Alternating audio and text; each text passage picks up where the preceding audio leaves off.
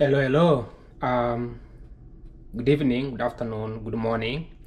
It's 11:06, so I have to do the this video real quick, real fast. It's going to take about 20 to 30 minutes, so possibly 40. But I hope I'm going to be doing this. This is very interesting to me.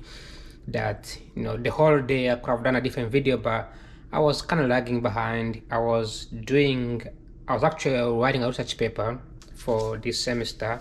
It's public finance, and it's about a different topic, right? It's about agriculture in the United States. However, I've been so busy the whole week. Today I had an assignment due at 12:59, like right now. Actually, let me submit real fast before I start this video. So I'm gonna go to Brightspace and then go to the assignment really fast because I gotta get this done really quick. All right, get the file, because if I don't, I'm gonna be forgetting really soon. That way I can start the video before so it's supposed to be, you see how it's supposed to be organized? It's so easy. Energy economics, assignment, tracking is G5, submit. All right. Okay. All right, cool. Now it's gone. Okay, because if I don't do it, I might forget. I might keep recording, and then I don't know if I will get like punished, lose point for not submitting on time. I have never missed an assignment since I've been in school for years.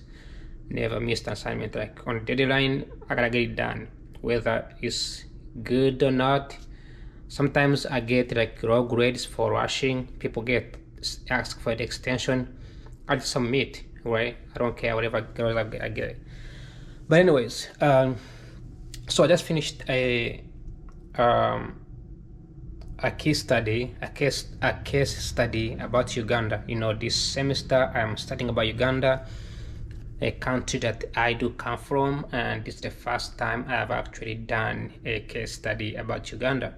And I was very interested. I was very excited to see how much information and the progress that Uganda has made. I was also like very fascinated by this country that I come from, and so this is like a very fantastic case that I did. It shows the graph, and I'll be explaining all this in a few minutes. All right, it should take a very few minutes here. So what about studying this? Right now I'm studying about Uganda's progress towards 2030 key goals, or SGD goals for United Nations, right? And World Bank. The goal is to make sure that one of the goals I'm focused. There are many goals in there. There is poverty, there is energy access, there is geopolitics, there is corruption, right? My main focus on this particular topic is energy, because the class is energy. However, energy is the main medicine for everything else. If people have access to energy, they can have access to machines, good education, right? Infrastructure. They can do a lot of work, okay, if they have access to efficient energy. And then if they can have clean energy, even better, so that they don't have to cut trees, they don't have to do mining, and like we see in China, right? They don't have to like pollute the environment, or India, whatever that is. So countries like in Africa, they are basically like doing multiple things at the same time. Not only are they trying to give people access to energy, they also trying to make sure that this energy is not polluting the environment. So this is what they are doing. Okay, so let me get started with this case study. First, supposed to look at international public finance flows, right? So the recent growth flows to this is the recent growth about Uganda, about this SDG goals in general. The flows to developing countries for clean energy rose to 27% in 2023 to the US dollars 21.6 billion, though this remains below the 2016 peak. Okay, so in 2016 the finance picked up, right? It was going really fast, but by 2023 it went back. Okay, why? We don't know, but maybe this could be two reasons. Number one is Donald Trump, who came to power in 2016. We consider the events happening, then he cut all the fundings. But also the COVID came in 2020, so that also jeopardizes this trend. Even though 2030 goal to have 300 million people in Africa have access to electricity, that one started after COVID. Okay, so keep that in mind. Financing mix. Public support is increasingly provided through debt-based instruments, which accounted for 83% of flows in 2023, while grants fell to 9.8%. So it's supposed to be a mix of either grants versus debt. But here it shows that by 2023 these developing countries have seen tremendous growth, a tremendous increase in taking on debt to meet this goal, and the grants have failed. Okay, so that has to do with United States focusing more on the US, also the Europe as well, because Europe sends so much money in Africa. So the Europe has also focused more on the war in Ukraine. US has focused more on wars in Middle East. That has sort of decreased these grants, right? So these countries are forced to take on debt, which is up to 83%, which is very, very high. Solar dominancy. Funding for solar grew by 84%, now representing 44% of total public flows, the highest share ever recorded. Okay, this is the highest share ever recorded. So basically, these countries these developing countries are increasingly taking on debts, but at the same time they seem to be utilizing the green energy by using solar panels, growing at a percentage of 44% of total public flows. So more and more governments are investing money in solar panels. I think that's very, very interesting. US has been doing that, but it's not close to be like China. China is doing really massively fast. So this is a very positive thing. Then the outlook on SG7, which is the energy, the 2030 gap. So despite progress, approximately 666 million people are projected to still lack electricity by 2030. So 666 million people. That's twice the population of the United States. United States has 300 million people. This is 666 million people. These people, half of this, actually 80% of these people live in Africa, mostly sub-Saharan Africa. This includes countries like Nigeria, Kenya, Ethiopia, Uganda, right? These countries have the highest population, therefore they have the highest number of people who don't have access to electricity. Okay, but so by 2030, these people will not have electricity. Like it's coming up, it's really soon, right? And with this political already going on, right? And by the time Trump leaves power, 2028, there will be no time to basically meet these goals. This is why people are angry, because cutting USAID, cutting all these programs has dramatically jeopardizes this goal. I didn't know this until I went to school for this. Something you don't get exposed to until you studying deeper to understand these issues. Clean cooking stagnation. This is very important. Progress is hobbled by debt crisis and energy price shocks. 2.1 billion people still rely on polluting fuels. Okay, so many people still have to rely on cooking using gas, biomass, right? Using charcoals and using firewoods, so they don't really have, because they cannot afford the electricity like this one. They can't. All right, people still have countries like South Africa relies heavily on coal. Okay, that pollutes the environment. It might seem cooler and nicer, but it still pollutes the environment. All right. Decentralized priority. The report urges prioritizing distributed renewable energy, such as solar mini grids and off-grid systems to reach remote and fragile areas. So this was the report that I was reporting on.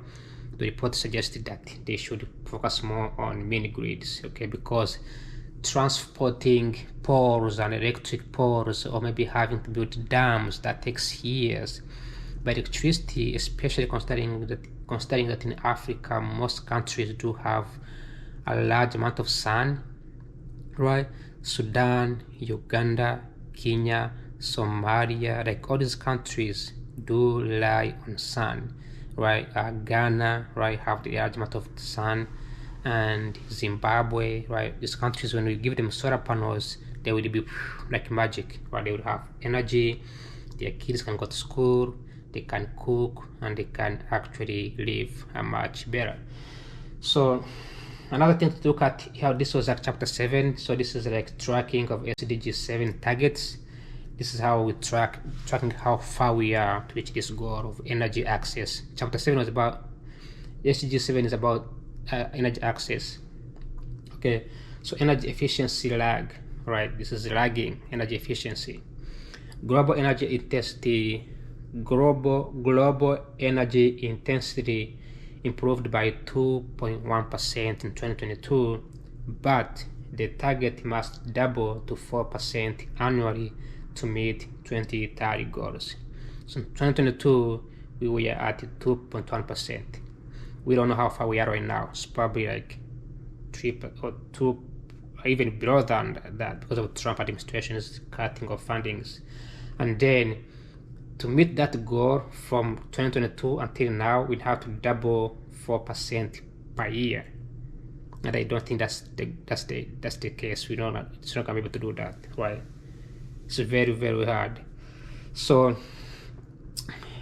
interlinkages, progress in SDG 7 is critical for achieving other goals, particularly healthy, which is SDG 3. Like I mentioned, these SDG goals they are like 23, I believe, and they all like have different areas. So what the one SG3 is healthy, the one I'm working on is 7. So people in public finance, they're probably studying about 3, right, which is healthy, and people are probably studying other goals, right? However, we believe in economics that if you can have enough energy, you can accomplish all of this. You can have healthy. If you have electricity, women don't have to die in hospital. Doctors will have enough equipment, right?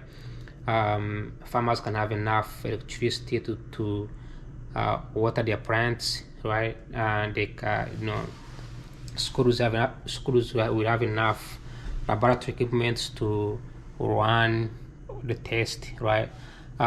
So there won't be no problem at all as long as there's enough electricity.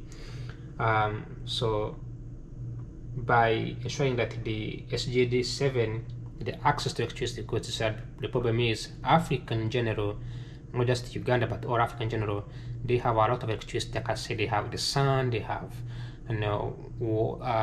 hydro power. We saw those videos on the internet about the hydro power, big hydro powers, right?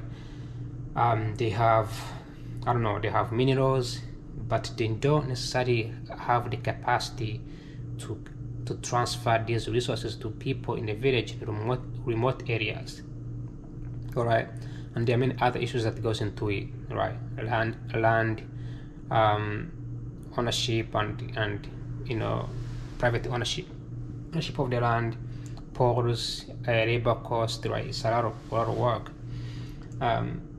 But if they can meet this goal, if they can particularly focus on SDG 7, access to the energy, people have access to energy, they can fix SDG 3, which is the healthy, right, in the hospital, and then they can also meet the SDGs 5, which is gender equality, is also part of it there as well, and the economic growth, which is SDG 8, economic growth.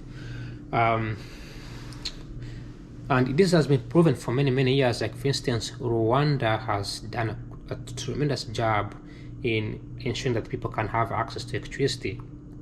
They did this by having people live together in the same neighborhoods. I made a video about this, right? And this has made Rwanda grow faster, like at 80%. That's really fast. Any country that has tried to give people the electricity, access to electricity, they made that as a priority. That country has grown, has a tremendous growth that has never been seen before. It goes fast because electricity is like a brain. It's a magic. It's a magic that people were able to, like, I don't have to say that, like spark their brain. Like, it's such a smart thing, right? So it's fascinating. I can't tell you how beautiful electricity can be, right? It changes the whole world. People have access to water, clean water, enough food to eat because of electricity. Okay, it makes magic. People have jobs like never before. It's such magic. People will be brilliant. People can be innovative with electricity. And I understand that these countries go through a lot, Uganda included. But if they can prioritize access to electricity, that's what they need. They don't need even money, because there could be private investors who are willing to invest in there. All they need is just, P&G can go and build electricity supply in Uganda. Okay, they can have a lot of electricity. There are many corporations willing to invest, but access is the key problem. Okay, land ownership, all those issues that can be fixed by the strong institutions that are actually not strong, instead they are weaker. Okay, but that's a whole different story. Let's move on. Okay, now this is Uganda, and I look at each and where Uganda has been. So we have energy, public energy finance, access to energy, and obviously and other things, right? So Uganda, in a national public financial frost to Uganda, so investments by instruments. So Uganda, utilizes a mix of concessional loans and grants.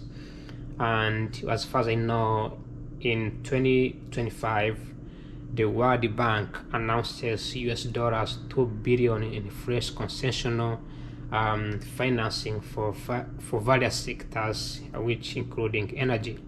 Okay, so they get their own in package, and I read the whole a portion of it. Uganda gets a lot of money from the World Bank to finance our projects. Okay, and they do a good job in explaining, but at some point they fall behind, which I don't know why. But one of the key issues they mentioned, which I remember, is access. Remember, there's access to electricity, but there's also access to the land, to where you plant poles, to where you plant transformers, where you build electric power points. It's very difficult, especially in a remote area where people need more help. In a city, it's fine. When you look at the map, I mentioned the map last time. The maps, cities have enough electricity. Cities are doing totally fairly okay. Not like perfect, but doing good, fair okay. In rural, remote areas, you need access to the land, and that can be a problem because the government is not strong enough to either pay the locals, or locals don't trust the government to build their project in their land, right? So something to keep in mind here. And not forgetting about the corruption and all that stuff, right? Because Uganda has the most corrupt officials in Africa. Financed projects, electricity access scale up Electricity Access Scale-Up Project, a major World Bank funded project to increase grid connections and off-grid access. Okay, this is called Electricity Access Scale-Up Project, or ESP, which was funded by World Bank to increase grid connections so that the electric poles and off-grid access. Okay, so you can look it up and see how far it is. I will look at this in the future and try to see each project, how far it is. I will revisit these things and try to explain them more, but this is very interesting.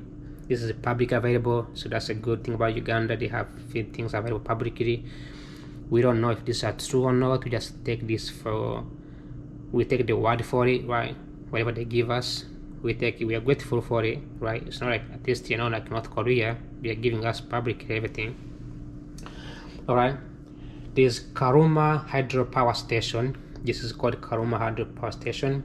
It has a 600 megawatt project that commenced commercial operations in June 2025 and supported by China Export-Import Bank.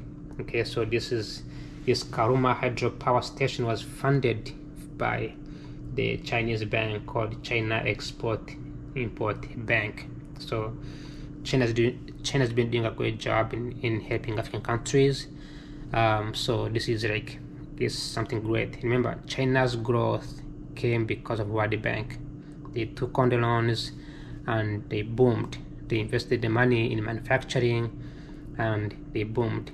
One key they worked on was access to electricity. So just keep that in mind.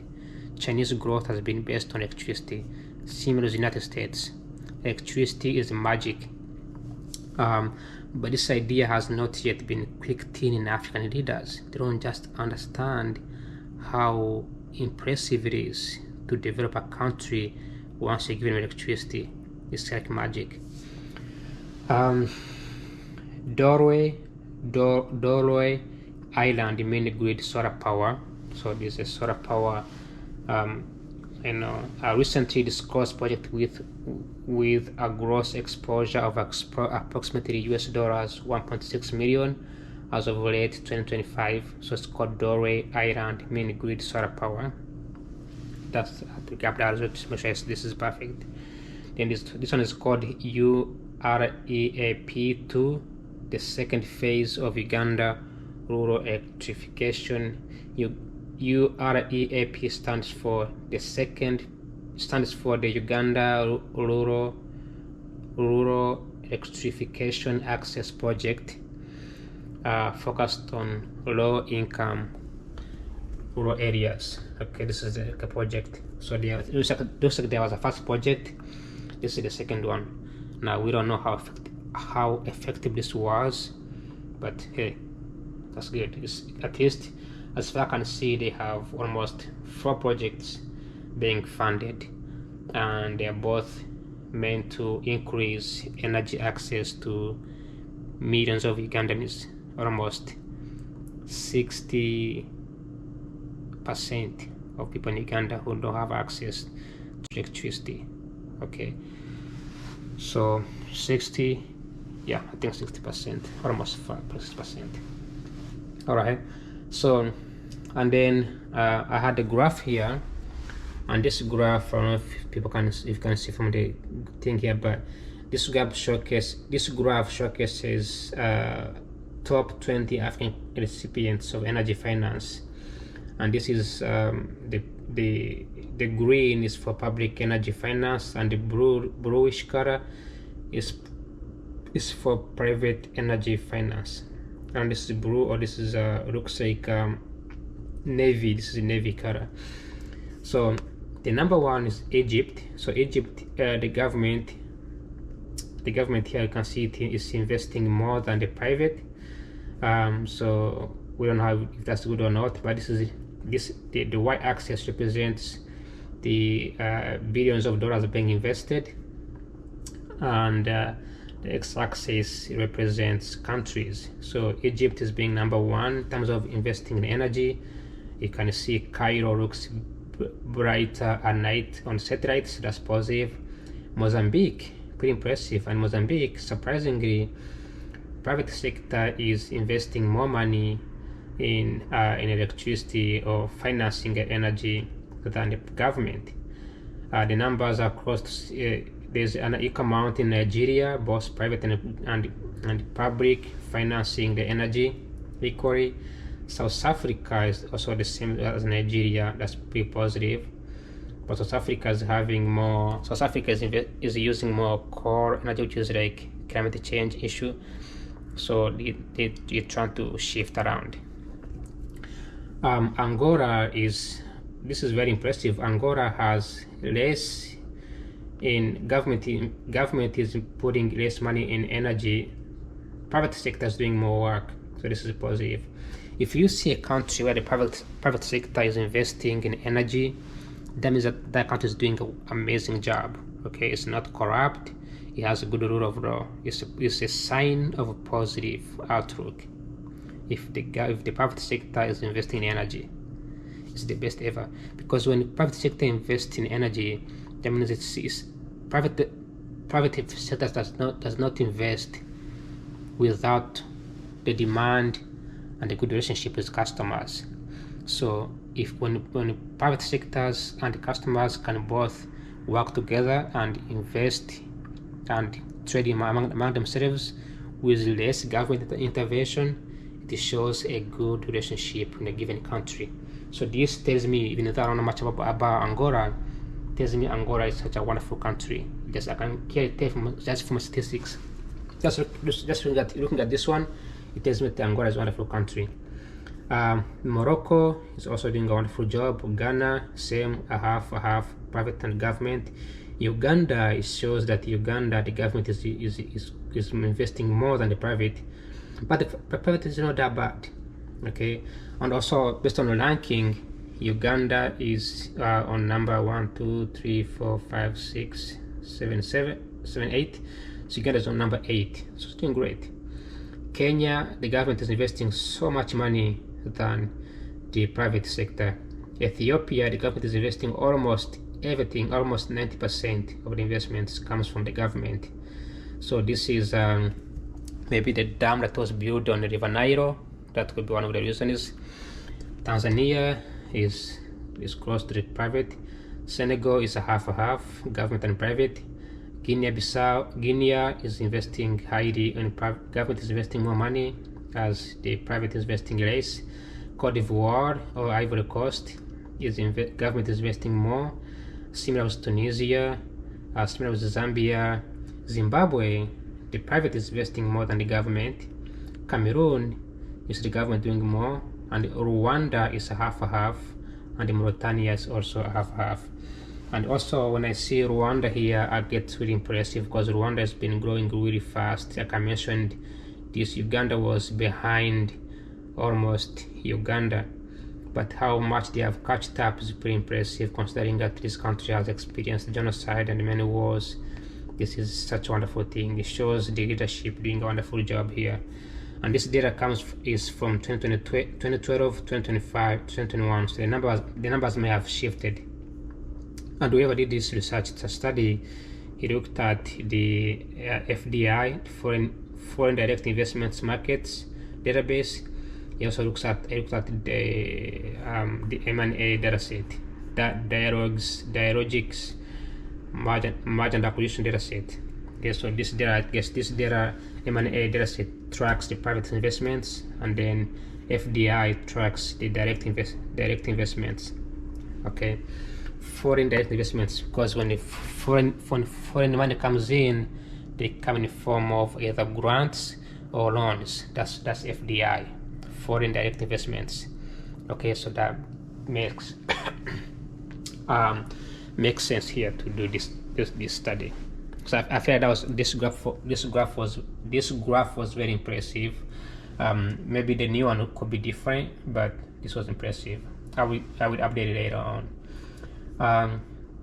Then Uganda, right? Still on Uganda. The outlook of Uganda, right? How is Uganda moving? How is it doing? Right? We see earlier how it's the finance, the the foreign investments is being financed in different projects. We saw 4 projects already that Uganda is working on, but we don't know the progress. Okay, so this is the progress. Electricity and clean cooking. This is Uganda. Access rates remain low, approximately 45% and 15% respectively. Okay, so when you say access, when we say approximate 45% and 15% respectively, is chronological order. So one way to speak in mathematical terms, right? It means that access to electricity in Uganda is equal to 45%. That means out of 100% of the population, 50 million people in Uganda, only 45% of those have access to electricity, and then 15% use clean cooking. 15%, which means 75% of those people still rely heavily on coal and gasoline and all this and all the what is it, not charcoal and also firewood. Okay, so that's what we see here. Okay, the outlook depends on government programs transitioning away from the 90% reliance on biomass. Okay, so the outlook is looking at depends on the government programs which transitioning away from the 90% reliance on biomass. Biomass is like firewood, whatever. Okay, so they are trying to see how are people transforming or moving away from using charcoals or maybe firewoods to using electricity. Okay, so when they say 45%, it means people were all of them using firewood, but now they're moving away from firewood to using electricity. Now Uganda is moving on a progressive rate. Meanwhile, in Rwanda, they moved on aggressive rate. Rwanda, they passed a law banning the use of firewood and cutting firewoods. So the firewood is actually illegal. Cutting firewood is illegal. Cutting trees is illegal. Okay, so people slowly transitioned to using gas and many other tools available. So that's very impressive. Uganda is not really like pushing people to do that because A, they don't have the means to do that, or B, they don't have the strong rule of law. Okay, very bureaucratic. All right, second outlook, renewable energy. Okay, this is very important because Uganda is going to be really wonderful here. Uganda has a high potential in solar, hydro, and geothermal, but requires a step up in system development to meet 2030 targets. So they have a potential. Like I mentioned, they have river Niles, they have Murchison Falls, they have all kinds of ways of generating electricity, but they need to do a lot of work. They need to step up. And yes, Uganda has been lagging behind, very political, very bureaucratic, right? There's no push. They're very lagging behind. All right, so that if they can do their work and push, if they can do it by 2030, they can accomplish this goal. But it's unlikely. We don't know yet.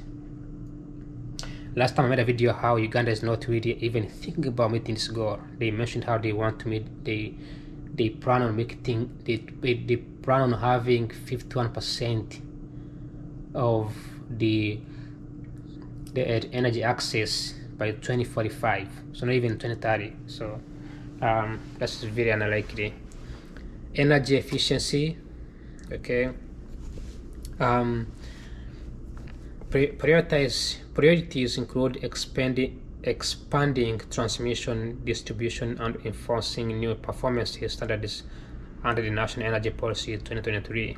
Okay, so they've been like using policies on transmission, how do you transfer electricity, and distribution, how do you distribute electricity, as well as the performance standards, which is under National Energy Policy. of 2023. So that's part of Uganda's policies. Totally different. They have their own ways of doing things. Okay, so I made a key table here, which I believe will be okay.